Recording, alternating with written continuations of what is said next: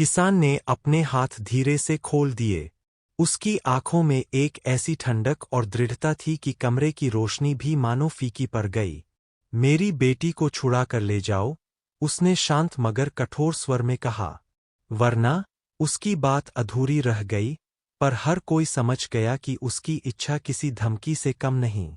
TIG और Tatum ने तलवारें उठाईं और उन दोनों की कड़क आवाजें दावतघर की दीवारों पर गूंजने लगीं। पर किसान ने बस एक कदम बढ़ाया, इतना ही काफी था। उसकी चाल में तेजी थी, पर कोई भी उसे समझ न पाया, जैसे हर कदम 100 वर्षों की काबिलियत का परिणाम हो। पहली लहर आगी, टिग ने प्रहार किया, पर किसान ने सावधानी से उसके हाथ पकड़ लिए और एक तेज मोड़ में टिग की तलवार छीनकर उसे हवा में उछाल दिया। टैटम ने पीछे से छलांग लगाई, पर किसान ने कमर से एक हल्का सा झटका देकर टैटम को जमीन पर लिटा दिया।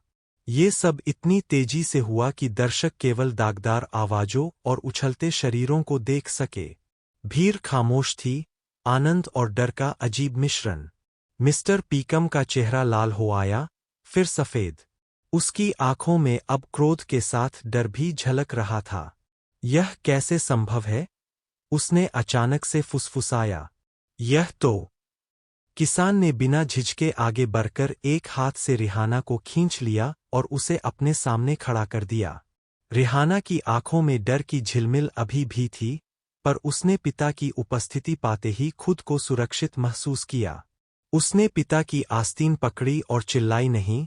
उसकी सांस धीरे धीरे लौटी। गवर्नर क्विल्टर उठ खड़े हुए, उनके होठों पर शर्म और पछतावे का भाव साफ था। इतनी बर्बरता! मैंने सोचा था कि कानून का पालन यहाँ होगा, वे बोले, पर उनकी आवाज कुछ कमजोर थी। कई लोगों ने धीरे धीरे अपने स्थान बदले, कुछ तो पलट कर भागे ही जा रहे थे। मिस्टर पीकम ने एक अंतिम कोशिश की। उसने अपने अंगुलियों से दरबारियों को संकेत करते हुए कहा, इसे गिरफ्तार कर लो। उसे जिंदा पकड़कर मेरे हवाले कर दो। मैं उसे सबक सिखाऊंगा। पर किसी ने जवाब दिया भी नहीं। टिग और टैटम अब घायल थे और उनके साथी ज्यों के त्यों सिकुड़ कर खड़े थे। 4 परिवारों के लोगों की आंखों में पहली बार अब संदेह और शर्म थी। उनकी ताकत का ऐसा अचानक पतन किसी ने नहीं सोचा था। किसान ने शांत स्वर में कहा, मैं तुम्हें सौंप रहा हूं, कानून को। जो कुछ हुआ, उसका हिसाब वही देगा। उसकी आवाज में अब ऊंचाई थी, सिर्फ बदले की नहीं, बल्कि न्याय की पुकार। गवर्नर ने झुकी आंखों से कहा, हमें इस मामले की स्वतंत्र जांच करनी चाहिए। ऐसे अत्याचार बर्दाश्त नहीं किए जाएंगे। उनकी बोली में अब न केवल कागज पर लिखे नियम थे बल्कि जनता की नजरों का दबाव भी था। मिस्टर पीकम ने गहरे सांस ली और बुजदिल तरह धीरे से पीछे हट गया। ठीक है, अभी के लिए यही बेहतर है, उसने कहा, पर उसकी जीत का घमंड अब धुंधला हो चुका था। वह जान गया था कि लोग अब उसे वैसे नहीं देखेंगे जैसा पहले देखते थे। रिहाना ने पिता के गले से चिपककर रोते हुए कहा, पापा, और फिर अचानक से हंसी में बदल गया, राहत की, थकान की और उत्साह की मिलीजुली आवाज। भीड़ में कुछ लोगों ने तालियां बजाईं, कुछ इसलिए कि अन्याय पर अंत हुआ था, कुछ इसलिए कि एक साधारण इंसान ने अत्यंत शक्ति के सामने भी हिम्मत दिखाई थी। किसान ने अपनी बेटी को कसकर पकड़ा और फिर सभी के सामने कदम बढ़ाकर बोला, अब जो भी कानून के मुताबिक होना है, वही होगा।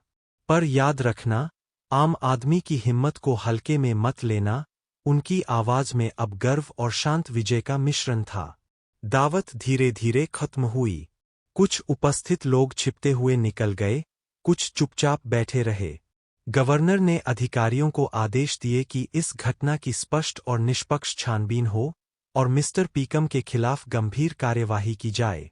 रिहाना और उसके पिता वहां से शांत चाल में निकले। भीड़ के बीच से गुजरते हुए लोग अब उन्हें निहाल नजरों से देख रहे थे। रास्ते भर हवा में एक नई उम्मीद सी थी कि छोटे लोगों की आवाज भी कभी-कभी बड़े सांपों को डस सकती है। और जहां-जहां वे गए, लोग धीरे धीरे अपने जीवन में नए साहस की आग महसूस करने लगे, क्योंकि एक आदमी ने यह साबित कर दिया था कि अन्याय की दीवार टूट सकती है, बशर्ते दिल में आग हो और कदम ठोस हों।